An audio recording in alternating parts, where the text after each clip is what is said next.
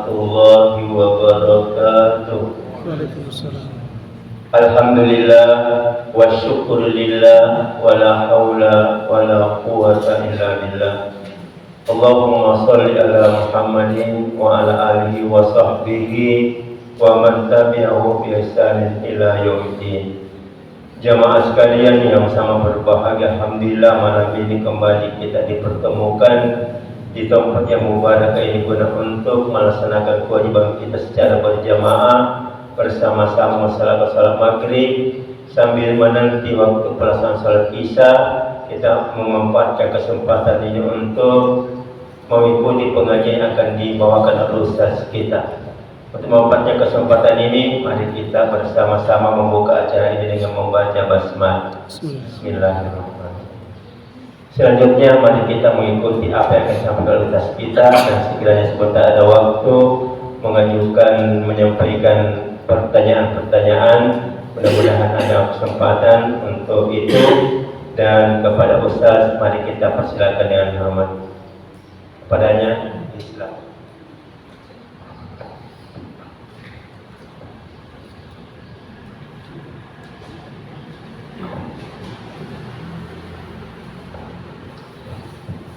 Bismillahirrahmanirrahim.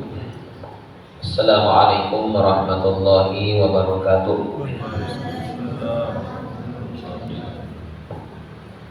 Alhamdulillahi rabbil alamin. Alhamdulillahilladzi hadana li hadza wa ma kunna linahtadiya laula an hadana Allah. Wa asyhadu an la ilaha illallah wahdahu la syarika lah. Wa asyhadu anna Muhammadan abduhu wa rasuluhu. Allahumma shalli wa sallim ala sayyidina wa habibina wa qudwatina wa syafi'ina Muhammadin sallallahu alaihi wasallam wa ala alihi wa sahbihi wa man tabi'ahu bi ihsanin ila yaumiddin. Amma ba'd. Hadirin wal hadirat, Bapak, Ibu, kaum muslimin wa muslimat, jemaah salat maghrib yang insyaallah dimuliakan oleh Allah Subhanahu wa taala. Alhamdulillah, kembali kami mengajak untuk senantiasa memperbanyak bersyukur, memuji kepada Allah Subhanahu wa taala, di mana Allah Subhanahu wa taala masih memberikan begitu banyak nikmat-nikmat kepada kita semua, di mana Allah Subhanahu wa taala berfirman, wa in ta'uddu ni'matallahi la tuhsuha.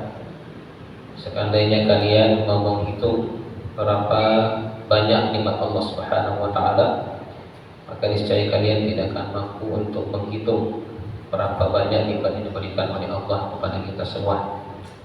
Karena itu Allah Subhanahu wa taala tidak pernah minta untuk dibalas nikmat-nikmatnya kepadanya. Hanya saja Allah Subhanahu wa taala meminta untuk kita berterima kasih dengan rasa syukur yang kepadanya. Dan salah satu bentuk kesyukuran kita adalah dengan melaksanakan ibadah kepada Allah Subhanahu wa taala. Kemudian salawat dan salam juga senantiasa tercurahkan kepada baginda Rasulullah Muhammad sallallahu alaihi wasallam, kepada seluruh keluarga beliau yang telah beriman kepadanya, sahabat-sahabat beliau, beserta orang-orang yang berupaya untuk meniti jalan mereka dengan baik sampai hari kiamat. Hadirin wal hadirat jemaah sekalian, insyaallah kembali kita lanjutkan pembahasan kita terkait dengan pembahasan fikih atau fikih taharah, tata cara bersuci dalam agama kita. Di pertemuan yang lalu kita sudah menyebutkan bahwasanya untuk mengetahui dasar-dasar bersuci dalam agama kita ada 3 pertanyaan mendasar yang harus kita jawab.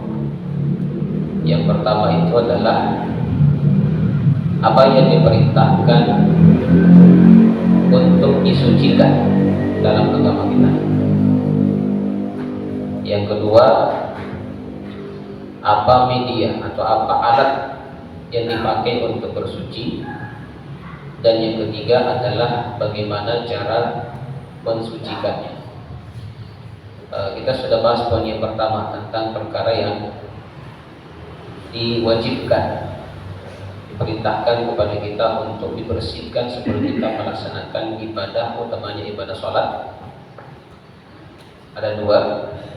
Yang pertama adalah hadas, yang kedua adalah najis.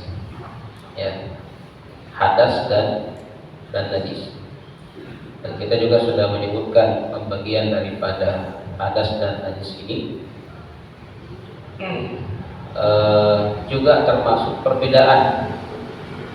Apa perbedaan antara hadas dan najis? Karena memang kadang orang bingung-bingung itu membedakan yang mana dibilang hadas, yang mana dibilang najis. Ya, kadang-kadang najis dibilang hadas atau sebaliknya. Nah, seperti itu. Contoh misalnya ketika orang buang air kecil misalnya, buang air kecil, nah, itu apakah dia berhadas atau bernajis? Nah, seperti itu ya. Apakah dia berhadas atau bernajis? Ya, ada yang mengatakan dia berhadas, ada yang mengatakan dia bernajis. Nah, sebenarnya jawaban ini dua-duanya benar. Ya, dua-duanya benar kalau dikatakan berhadas dan bernajis. Perbuatannya itu ketika buang air kecil menyebabkan dia berhadas. Kenapa? Karena batal wudunya. Seseorang yang batal wudunya maka dia berhadas dengan hadas kecil. Jadi segala aktivitas yang membatalkan wudu itu membuat kita berhadas dengan hadas kecil. Kenapa dikatakan bernajis? Karena air kencing yang keluar itu, air kencing itu adalah najis, sehingga wajib untuk beristinja, cebok setelah kita ya, beristinja, membersihkan tempat keluarnya najis itu. Ini dikatakan bernajis. Ya. Jadi kadang orang melakukan suatu aktivitas, dia mendapatkan dua-duanya, dia berhadas, dia juga bernajis. Kadang berhadas saja. Ini buang angin misalnya, ya buang angin, dia berhadas tapi tidak bernajis karena tidak najis yang keluar. Ya, itu bedanya. Kemudian insyaallah pada kesempatan ini kita lanjut ke pertanyaan yang kedua. Apa media atau apa alat atau benda yang dipakai untuk bersuci? Setelah kita mengetahui tadi hal-hal yang perlu untuk dibersihkan atau disucikan dalam agama kita, maka kita juga perlu untuk mengetahui apa yang dipakai untuk membersihkan diri kita. Ya. Hukum asalnya membersihkan diri itu dengan menggunakan air. Ya. Dan ini merupakan perkara yang telah diisyaratkan oleh Allah Subhanahu wa taala dalam Al-Qur'an. Menunazzilu minas sama'i ma'an tahura. Ya, dan kami telah menurunkan dari langit air yang suci untuk kalian. Ya, juga Allah Subhanahu wa taala dalam sebagian ayat seperti dalam surah Al-Anfal, Allah Subhanahu wa taala menjelaskan bahwasanya ketika Allah Subhanahu wa taala menurunkan hujan, maka Allah berfirman liyutahhirakum bihi, supaya Allah membersihkan kalian dengan air hujan itu. Ya, air hujan. Hanya saja ketika membahas tentang air ini, maka para ulama kita memberikan rincian tentang air ini, karena ada air yang sah dipakai untuk bersuci, ada yang tidak sah dipakai untuk bersuci. Ya. Ada beberapa ulama yang bagi-bagi, dan yang paling banyak membagi air itu dalam mazhab Syafi'i. Ya, dalam mazhab Syafi'i.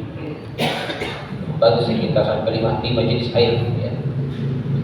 Yang pertama ada yang disebut dengan ma'un tahur. Ma'un tahur, air yang suci, karena disebut dengan air mutlak. Ya.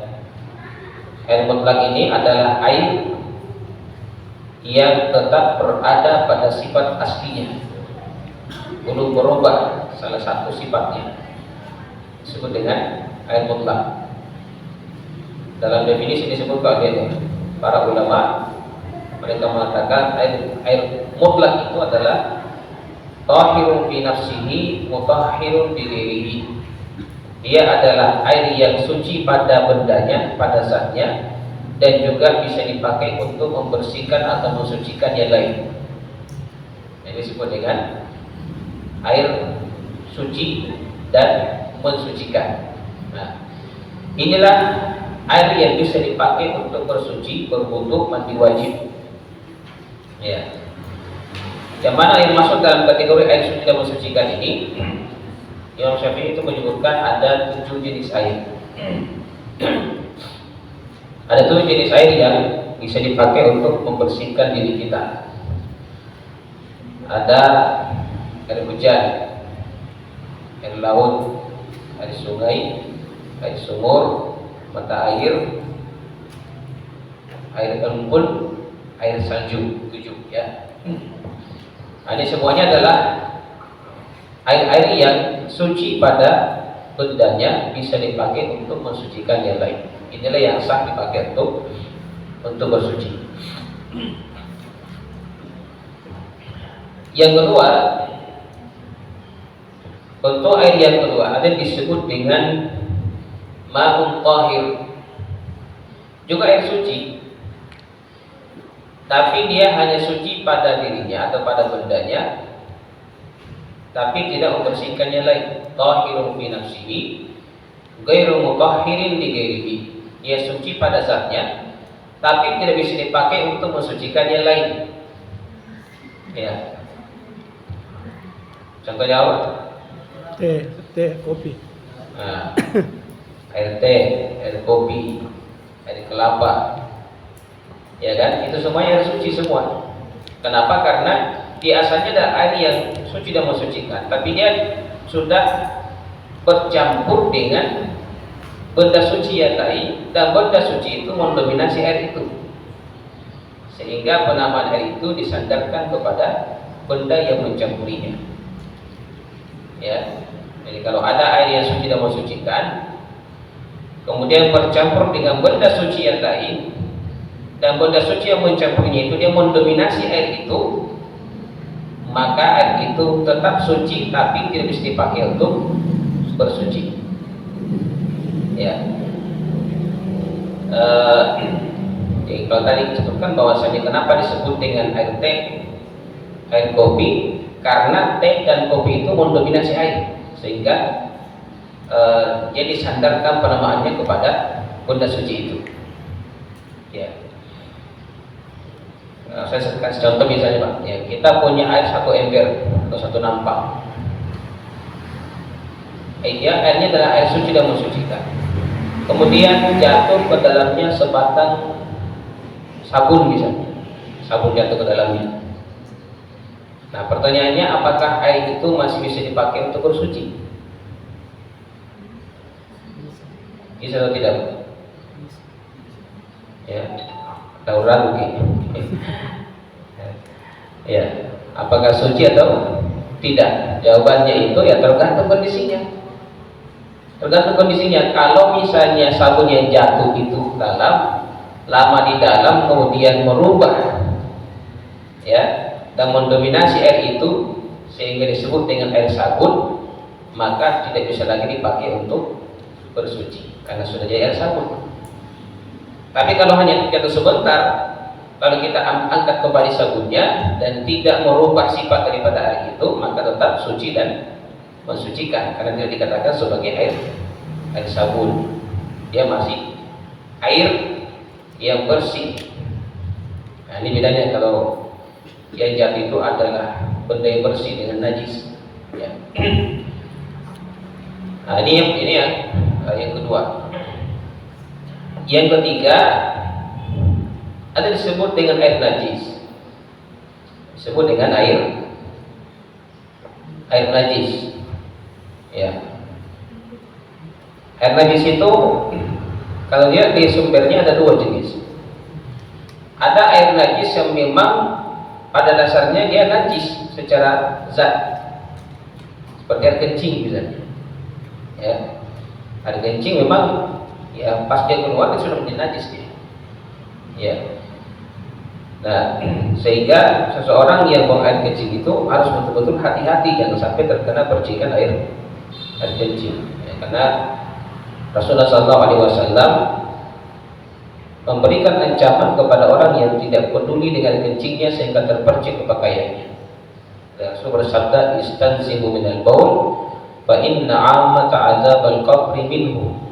Hendaklah kalian berhati-hati dan bersihkan diri dari yang namanya air kencing, karena sesungguhnya kebanyakan azab kubur itu gara-gara air kencing.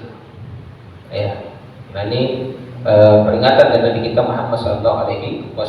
Kenapa? Karena akibatnya fatal. Kita buang air kecil, terpercik ke pakaian kita, dan dibersihkan dipakai melaksanakan sholatnya tidak sah. Ya, karena ada najis. Nah, seperti itu.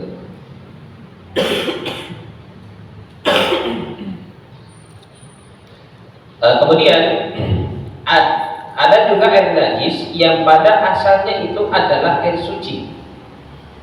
Air suci dan mensucikan, cuma dicampuri oleh najis. Ada najis yang jatuh ke dalamnya. Nah, apakah ketika ada air suci dan mensucikan kemudian jatuh ke dalamnya najis, secara otomatis air itu menjadi air najis atau tidak? Ya, maka jawabannya belum tentu. Air suci dan mensucikan itu ketika dia dicampuri oleh najis, dia menjadi najis kalau berubah salah satu sifatnya oleh najis itu. Apa sifat air itu? Ada 3. Warna, rasanya. Warnanya, baunya, dengan rasanya. 3 sifatnya ya. Warna, rasa, bau. Apa orang Makassar bilang itu? Ya. Apa namanya? Aroma apa? Warnana, kita terjana pada kerjanya.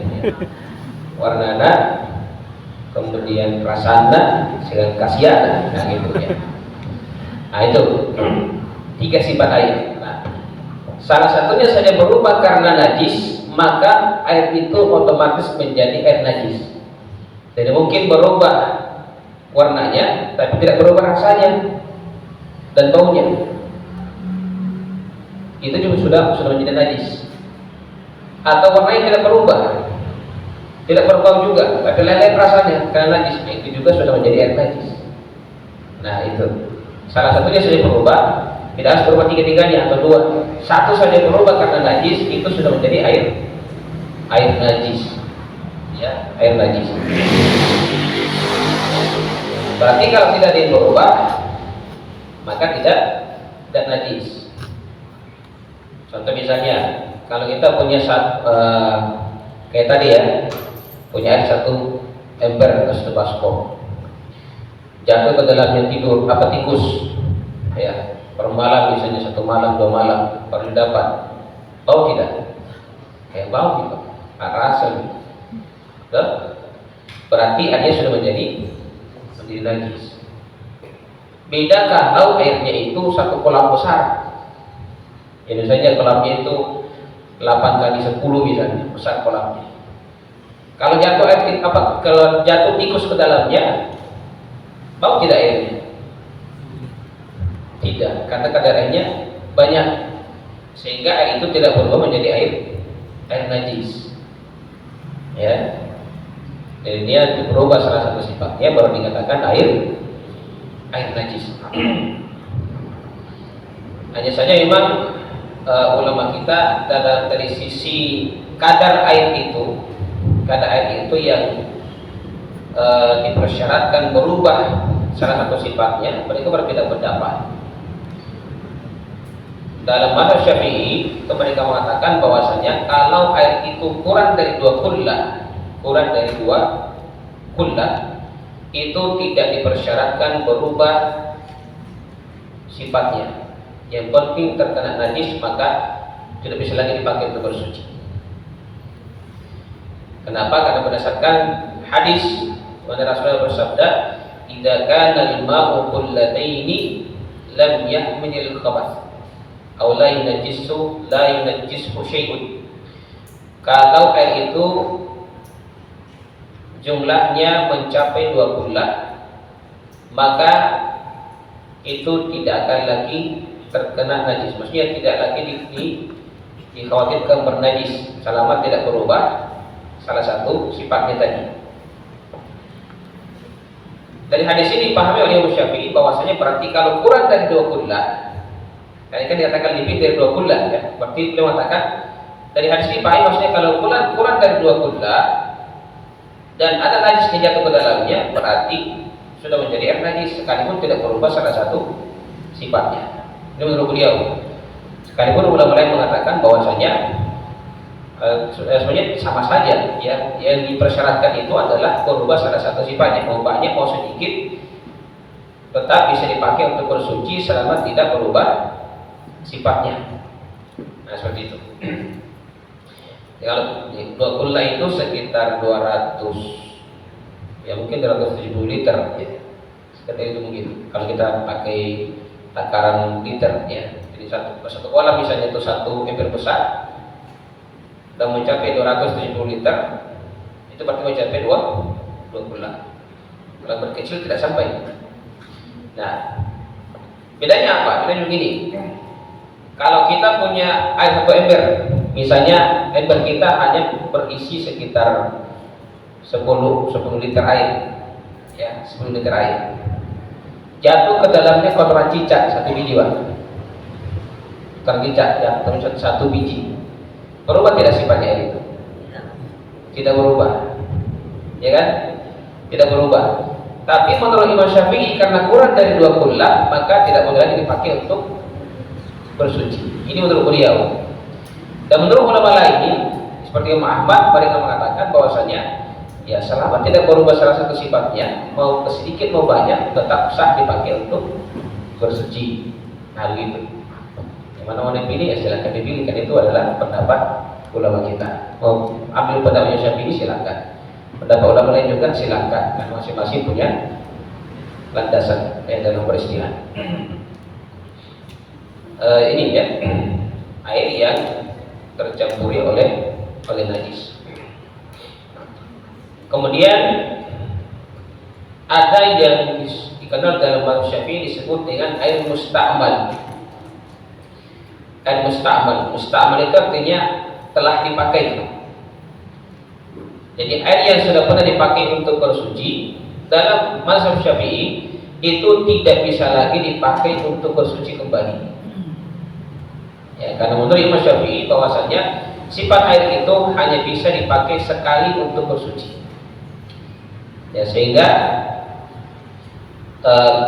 kapan kita sudah berwudu misalnya, berwudu kemudian air bekas yang kita pakai itu jatuh dan terkumpul lagi ke sebuah wadah, maka dia tidak bisa lagi dipakai untuk bersuci. Bahkan sebagian ulama Syafi'i yang mengatakan bahwasanya kalau kita berwudu, kemudian bekas air wudu itu kembali lagi ke nampan tempat kita berwudu, itu sudah tidak sah. Itu sudah tidak sah. Ya, menurut sebagian ulama Syafi'i. Dasarnya apa? Sekali lagi karena menurut Imam Syafi'i bahwasanya air itu hanya memiliki sifat satu kali mensucikan. Ya. Nah, sekalipun ulama lain itu tidak memandang adanya air musta'mal. Selama dia tidak terkena najis, maka masih bisa dipakai untuk bersuci. Dan mereka mengatakan bahwasanya badan manusia itu adalah suci, sehingga ketika dia pakai berwudu dan ada yang terjatuh ke dalam nampang, dia tidak membuat air yang ada dalam nampang itu atau dalam baskom itu menjadi air yang najis, sehingga masih bisa dipakai untuk bersuci. Nah, ini juga yang dipraktikkan oleh sebagian sahabat, seperti sahabat Utsman bin Affan radhiyallahu anhu. Beliau ketika berwudu, pertama kali beliau mencuci dulu kedua tangannya. Setelah mencuci kedua tangannya 3 kali, beliau memasukkan tangannya ke dalam baskom, tangan kanan ya, untuk mengambil air berkumur, cuci wajah, cuci tangan, dan seterusnya. Dan ketika beliau masukkan airnya ini tangkarannya ke dalam baskom itu kan kemungkinan ada bekas air di sini itu masuk ke dalam baskom, itu disebut dengan air mustamal. Ya, sehingga sebagai ulama mengatakan bahwasanya tidak masalah sekalipun ada bekas air yang masuk ke dalam baskom itu, karena itu diperhatikan oleh sahabat Utsman bin Affan. Lalu beliau mengatakan setelah berwudu, hakadza ra'aitu Nabi sallallahu alaihi wasallam yatawadda. Begitulah saya melihat Nabi kita sallallahu alaihi wasallam berwudu. Lalu beliau bersabda, "Man tawadda'a nahwa wudu'i hadza." Siapa yang berwudu seperti wudu saya ini, summa shalla rak'ataini lam yuhaddis fihi ma nafsahu, ghufira lahu ma taqaddama min dzambi. Siapa yang berwudu seperti wudu saya ini, kemudian dia berdiri melaksanakan salat 2 rakaat, dia tidak berbicara dengan dirinya, maksudnya khusyuk pada 2 rakaat itu, maka akan diampuni dosa-dosanya yang telah lalu. Ya, salah sunnah wudu, Pak. Ya, salah sunnah wudu. Nah, ini berkaitan dengan mustamal. Memang ada perbedaan pendapat dalam ulama kita. Yang mau mengikuti pendapat Syafi'i tidak boleh memakai air wudu yang sudah dipakai berwudu sebelumnya. Ya, kalau menurut ulama lain selain Syafi'i membolehkan selama tidak terkena najis. Kemudian ada disebut dengan air musyammas, ini kelimanya. Air musyammas. Musyammas itu dari kata syams. Syams artinya adalah matahari. Ya, kenapa dikatakan air musyammas? Karena air ini itu dipanasi oleh matahari. Tapi wadahnya itu adalah wadah dari perak. Nah, menurut Imam Syafi'i, kalau ada air yang ditaruh di wadah perak kemudian langsung terkena sinar matahari lalu menjadi panas atau hangat, maka itu hukumnya makruh dipakai untuk berwudu. Makruh, maksudnya kalau dipakai berwudu tetap sah wudunya, tapi hukumnya makruh. Ya, hukumnya makruh. Kenapa? Karena boleh mengatakan bahwasanya dikhawatirkan kalau berwudu itu upaya seperti itu, maka dikhawatirkan akan terkena penyakit kulit. Ya, penyakit kulit. Tapi sekali lagi itu kalau wadahnya tempat air itu adalah perak. Ya, tapi kalau bukan perak, seperti misalkan di tandon ya, tandon terkena sinar matahari, itu kan panas airnya atau hangat, itu tidak masalah. Atau pipa air misalnya terkena sinar matahari lalu panas airnya, itu juga tidak masalah. Ya, itu boleh dipakai untuk bersuci. Bahkan kalau kita sengaja memasak air, misalnya dalam kondisi sangat dingin cuaca ya, atau suhu mau mandi misalnya, tapi dingin ya, kalau kita panaskan air, kasih hangat airnya baru kita mandi atau berwudu juga tidak masalah. Ya, itu boleh dipakai untuk bersuci. Nah, ini berkaitan dengan masalah air dan pembagiannya. Mudah-mudahan itu bisa ya, yang mana yang bisa dipakai untuk bersuci, yang mana yang tidak bisa dipakai untuk bersuci. Kemudian ketika seseorang terhalang untuk menggunakan air, ya, kadang-kadang dalam kondisi tertentu seseorang itu terhalang untuk menggunakan air. Apakah memang tidak ada air sama sekali di tempat tersebut, atau mungkin ada air tapi dia berhalangan untuk menggunakan air itu, misalnya sakit, ya, sakit, atau dalam cuaca yang sangat dingin, dikhawatirkan kalau dia menyentuh air akan sakit misalnya, ya, maka dalam kondisi seperti ini dia diperbolehkan untuk menggunakan media lain atau benda lain untuk bersuci. Kalau yang mau disucikan itu adalah najis ya, maka air itu bisa diganti dengan yang bisa mengganti posisinya seperti apa? Kalau dulu itu pada zaman Nabi pakai batu ya, disebut dengan istijmar. Kalau mau istinja tidak ada air, itu menggunakan batu dengan istijmar namanya, menggunakan minimal 3 buah batu kecil pakai untuk beristinja ya, membersihkan najis, tempat keluarnya najis. Beliau memerintahkan untuk beristijmar dengan 3 buah batu paling minimal sampai 7 buah batu dengan ganjil, 3, 5 atau 7 buah batu. Ya, untuk membersihkan tempat keluarnya najis.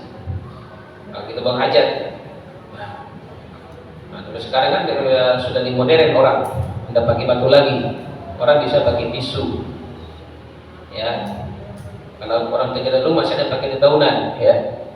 Dedaunan, kertas atau kain yang tidak dipakai lagi dan seterusnya, penting suci, itu bisa dipakai untuk beristinja. Ya, beristinja.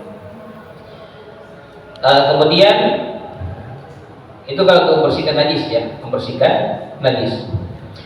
Kalau untuk membersihkan atau mengangkat hadas, itu memakai tanah yang bersih, yang suci, dengan cara tayamum, ya, tayamum. Jadi kalau kita mau berwudu tidak dapat air atau sakit misalnya yang penyakit itu tidak boleh kena air, maka kita boleh bertayamum dengan menggunakan tanah, ya. Nah, boleh, itu sebagai pengganti air. Bahkan kalau dalam kondisi junub, berhadas besar pun dan tidak bisa mandi wajib, maka boleh juga dengan bertayamum baru melaksanakan ibadah sholat. Nah, ini media atau benda yang bisa dipakai untuk bersuci kalau terhalang menggunakan air. Ini pertanyaan kedua kita sudah bahas juga, ya, apa yang dipakai untuk bersuci. Kemudian pertanyaan yang ketiga, bagaimana cara mensucikannya? Yang kita akan bahas di sini adalah mensucikan najis. Adapun mensucikan hadas kita akan bahas tersendiri pembahasan tentang tata cara wudhu dan mandi wajib. Ya. Kalau untuk najis, hukum asalnya mensucikan najis itu dengan menghilangkan 3 sifat najis. Menghilangkan 3 sifat najis. Ya, kalau tadi ada 3 sifat air, ya, warnanya, rasanya, dan baunya. Najis juga punya 3 sifat. Apa sifatnya najis? Yang pertama zatnya atau bendanya, yang kedua warnanya, yang ketiga baunya. Ya, zatnya atau bendanya, warnanya, dan baunya. Itu 3 sifat najis. Itu yang hukum asalnya yang harus dibersihkan. Ya, dibersihkan. Najis apa saja? Kecuali dalam mazhab Syafi'i berkaitan dengan najis tebal yang pernah kita bahas. Najis tebal itu harus dibersihkan dengan cara tertentu, ya, yaitu dibersihkan dengan 7 kali dicuci, salah satunya dengan menggunakan tanah. Karena berdasarkan sabda Nabi SAW, "Idza walagal qalbu fi ina'i ahadikum faghsiluhu sab'an ihdahunna bit-turab." Kalau ada anjing yang menjilat bejana tempat makan atau tempat minum salah seorang di antara kalian, maka hendaklah kalian mencucinya sebanyak 7 kali, salah satunya dengan menggunakan tanah. Ya, jadi mau tanahnya duluan baru airnya tidak masalah, atau disiram air dulu beberapa kali baru digosok dengan tanah, baru disiram lagi dengan air, juga tidak masalah. Yang penting salah satunya menggunakan tanah. Nah, dari hadis ini Imam Syafi'i itu mengkiaskan bahwasanya apa saja yang terkena air liur anjing, maka cara bersihkannya seperti ini. Begitu juga apa saja yang berasal dari anjing karena dia najis tebal, maka cara bersihkannya seperti ini. Mau air liurnya, mau air keringatnya, ya, mau kotorannya, sama menurut Imam Syafi'i, karena dikiaskan kepada hadis ini. Ya, kalau kayak Imam Ahmad, beliau tidak mengkiaskan, hanya mempersyaratkan 3 sifat najis itu hilang. Jadi Imam Ahmad itu mengatakan bahwasanya hadis ini hanya berlaku kalau yang dijilat anjing itu adalah tempat makan, tempat minum. Kalau yang lainnya terkena najis, misalnya pakaian saja atau badan kita, maka membersihkannya itu cukup dengan menyiram air sampai bersih, sampai hilang warnanya, baunya dan bendanya. Nah ini sedikit perbedaan pendapat di kalangan ulama kita seperti itu. Ini kalau najis tebal ya. Kalau najis sedang, ulama kita sepakat tadi itu ya, harus menghilangkan 3 sifat najis, ya, zatnya atau bendanya, warnanya dan baunya. Kalau najis tipis, seperti yang kita sebutkan, air kencing bayi laki-laki yang belum makan selain daripada ASI, itu tidak dipersyaratkan harus hilang sifat najisnya, tapi cukup dipercikan air di atasnya. Percikan air di atas air kencing tersebut, itu adalah batas minimal, ya, batas minimal dari membersihkan najis tipis. Tapi kalau ada orang yang mengatakan lebih baik kalau dicuci, itu lebih bagus, lebih bersih kalau dicuci, Pak, ya, lebih bagus lagi kalau dicuci. Ini berkaitan dengan tata cara membersihkan najis. Adapun membersihkan hadas, kita sebutkan secara singkat saja. Hadas kecil dibersihkan dengan wudu. Hadas besar dibersihkan dengan mandi wajib. Nah, nanti pembahasan tentang wudu, pembahasan tentang mandi wajib ini kita akan bahas tersendiri, insyaallah, di beberapa pertemuan yang akan datang. Ya. Sekali itu mungkin kita memantau mungkin tersisa karena sudah 3 competition. Hadirin sekalian yang sama berbahagia, demikian tadi apa yang disampaikan oleh Ustaz kita. Sekiranya ada mau ditanyakan tentang apa yang telah disampaikan, ada waktu sedikit untuk ini. Maka kepada bapak atau ibu yang ingin mengajukan pertanyaan terkait dengan air, macam-macam air untuk dipakai membersihkan, saya kira saatnya bagus kita tanyakan kepada Ustaz kita. Silakan bapak ibu, ada? Ya, Pak Rizal, silakan. Kenapa habis bersetubuh itu harus mandi junub? Apakah memang berdasarkan najis setelah bersetubuh? Ya, saya kira jelas pertanyaannya. Apakah kalau kita bersetubuh itu harus mandi wajib, dan apakah najis itu ada yang terjadi pada diri kita sendiri? Ya, kita yang bercampur suami istri itu menyebabkan orang berhadas besar, ya, hadas besar. Ya, apakah bernajis atau tidak? Ya, pernah kita bahas bahwasannya, cairan yang keluar itu bukan najis. Ya, yang keluar itu bukan najis menurut pendapat jumhur ulama, kecuali mazhab Abu Hanifah mengatakan itu adalah najis.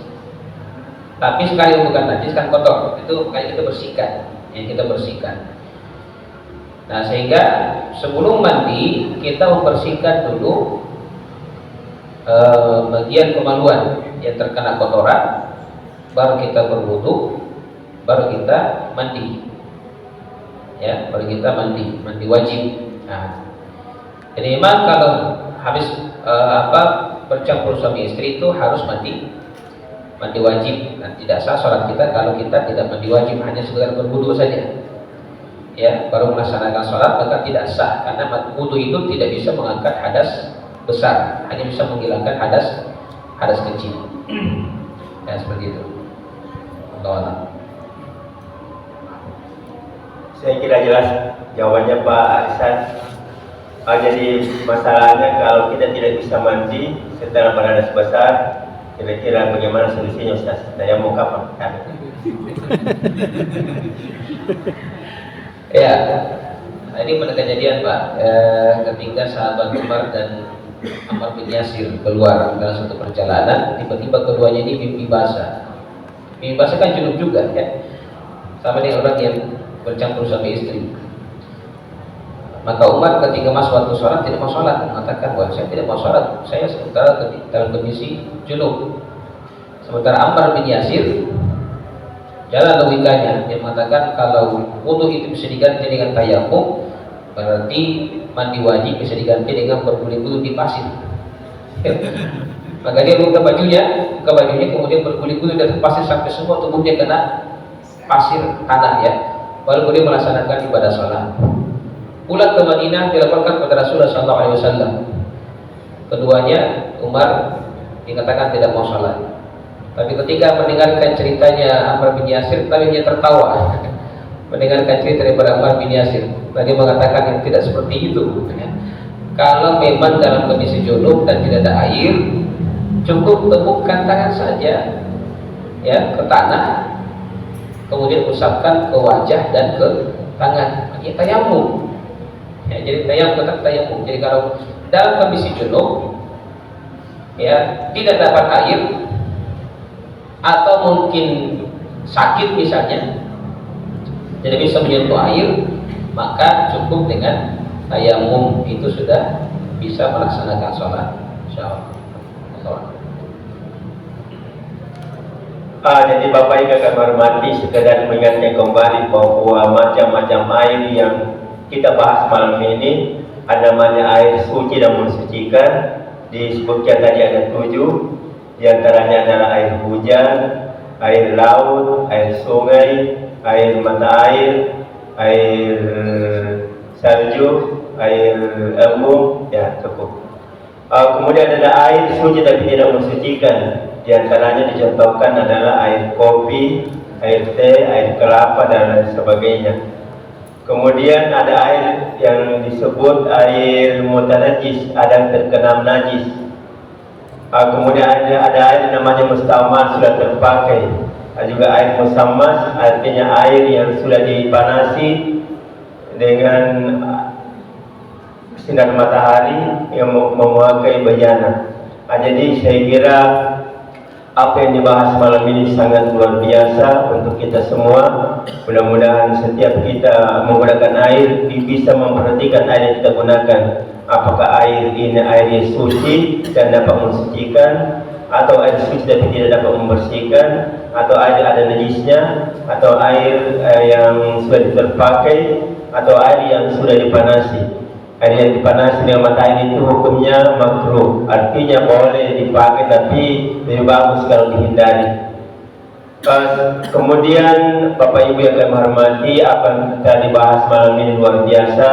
Mudah-mudahan insya Allah kedepannya ibadah kita kepada Allah Subhanahu Wa Taala lebih bagus setelah kita memahami semuanya. Kenapa? Karena Allah Subhanahu Wa Taala menyatakan wala taqfu ma laysa laka bihi ilmun inna sam'a wal basara wal fuad kullu ulaika kana mas'ula.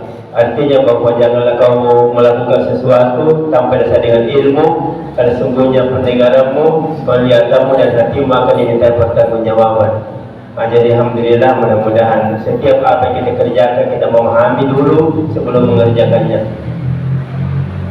Karena waktu salat isya sudah masuk. Ada pertanyaan? Ya silakan Ustaz.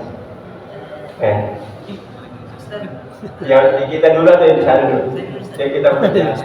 Ya. Sudah sampai dulu kembali. Tadi kan air yang suci dan mensucikan salah satunya air sumur dan air sungai. Ya.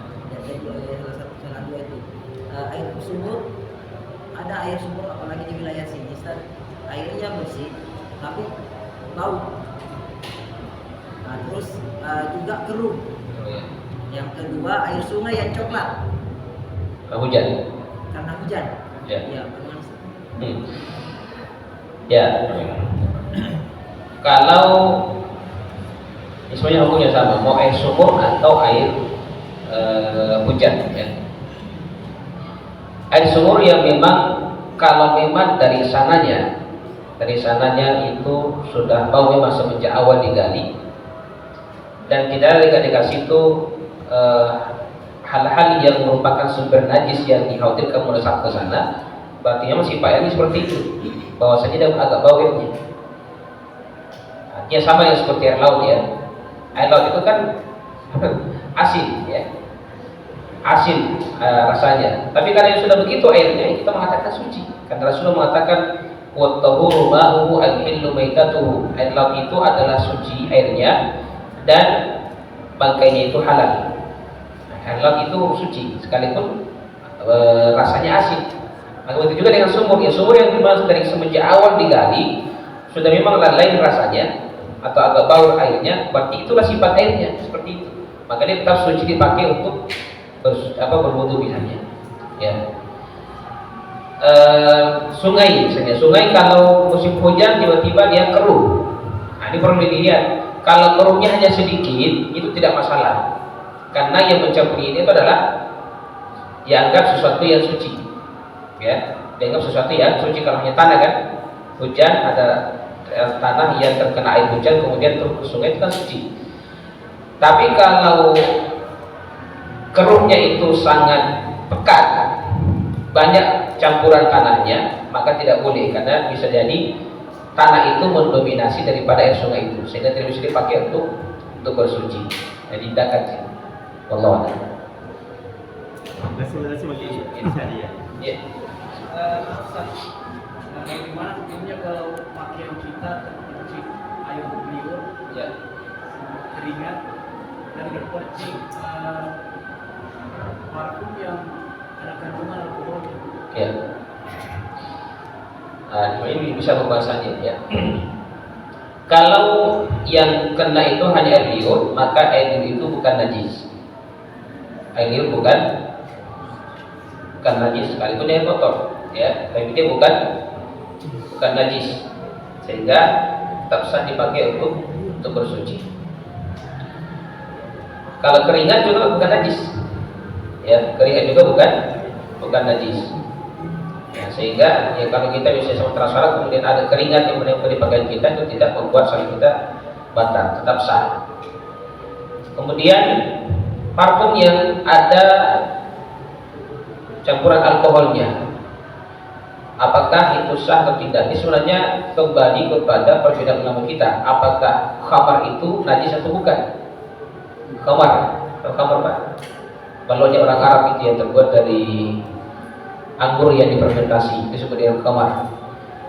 Jumhur ulama mengatakan bahwasanya itu adalah najis, bendanya najis, sehingga semua yang mengambil hukumnya yang memabukkan menurut mereka itu adalah najis juga, termasuk alkohol. Sementara ada ulama lain mengatakan bahwasanya khamar itu sekalipun haram tapi bendanya bukan najis. Dia diharamkan karena memabukkan, itu saja. Tapi bendanya adalah najis. Bendanya adalah suci. Nah, sehingga pendapat yang kode ini memandang bahwasanya alkohol pun sekalipun tidak boleh dikonsumsi seperti khamar itu karena memabukkan, tapi bendanya itu benda yang suci. Jadi kalau kita tergantung itu yang mana kita mau pilih pendapatnya. Mau pilih pendapat yang pertama yang mengatakan bahwasanya parfum itu najis karena sama dengan khamar juga najis, atau kita mengambil pendapat yang kedua yang mengatakan bahwasanya kalau khamar itu bukan najis berarti alkohol juga bukan najis. Kalau saya sendiri masih dipilih pendapat yang kedua yang mengatakan bahwasanya khamar itu bukan najis bendanya tapi tetap haram. Ya, dia haram tapi bendanya bukan najis. Buktinya apa? Nabi tidak pernah menyuruh sahabat yang dulu masih minum khamar seperti Umar ya. Tidak pernah disuruh Nabi untuk mencuci mulut. Ketika turun ayat untuk mengharamkan khamar, itu bahkan di jalan-jalan di Madinah, Rasulullah tidak pernah perintahkan sahabat untuk mencuci jalan-jalan itu. Padahal mereka pelanggaran di situ. Nah seperti itu. Ya, sehingga dari sisi hukum lebih kuat, menurut kami yang lebih kuat yang mengatakan bahwasanya khamar itu bukan najis. Sehingga alkohol yang dikiaskan kepada khamar pun itu bukan najis. Sehingga parfum yang mengandung alkohol itu bukan najis. Tapi kalau ada yang mengatakan saya mau berhati-hati tidak pakai parfum yang ada alkoholnya, itu bagus, ya, karena itu lebih menjaga diri. Ya, Allah. Sekali itu. Baiklah Bapak Ibu yang kami hormati, demikian pengajian kita malam ini luar biasa ini. Mudah-mudahan insya Allah pengajian lanjutannya kita bisa hadiri kembali pada bulan depan. Dan saya ingatkan bahwa pengajian kita ini dilaksanakan setiap malam Kamis kedua setiap bulannya. Jadi setiap malam Kamis kedua setiap bulannya. Nah, jadi kapan-kapan saja, insyaallah mudah-mudahan terus-menerus bisa kita lakukan ini, dan ini sangat berharga sekali, bermanfaat sekali buat kita sekalian, utamanya memahami tentang masalah fikih ibadah yang terkait dengan penyembahan kita kepada Allah Subhanahu wa taala. Jadi malam ini saya kira sungguh luar biasa. Jadi saya mohon kepada saudara Nasrullah, apa yang kita bahas setiap malamnya itu dicatat, ada supaya ada dokumen, ada bukti-bukti. Kalau ya secara langsung, tapi maksud saya bagus kalau ada yang kita di atas putih, karena yang begini di bapak kita ini tidak semua orang bisa melihat membacanya. Nah, jadi saya kira untuk malam ini cukup dulu, insyaallah kita lanjutkan lagi pada malam Kamis berikutnya, pada bulan depan malam Kamis kedua. Demikian pengajian kita pada malam hari ini, dan kepada Ustaz kita sampaikan ucapan jazakumullahu khairan katsira. Semoga Allah membalas kebaikan Ustaz dengan kebaikan sebesar-besarnya, sebanyak-banyaknya atas perkenannya hadir di tengah-tengah kita. Dan kita doakan mudah-mudahan Ustaz kita selalu sehat, panjang umur, selalu diberi kekuatan lahir batin untuk senantiasa bersama dengan kita. Demikian dulu pengajian kita pada malam hari ini, dan sebentar setelah salat Isya yang dulu ada yang tinggalkan tempat karena ada saya lihat persiapannya ibu-ibu untuk kita nikmati bersama. Dan mungkin kalau ada hal-hal tertentu yang mau ditanyakan langsung kepada Ustaz, sebentar ada kesempatan berdua kita atau bertiga hanya langsung tahu, siapa tahu pertanyaan tahu malu-malu sampai ini ada orang banyak, bisa langsung ditanya kepada beliau.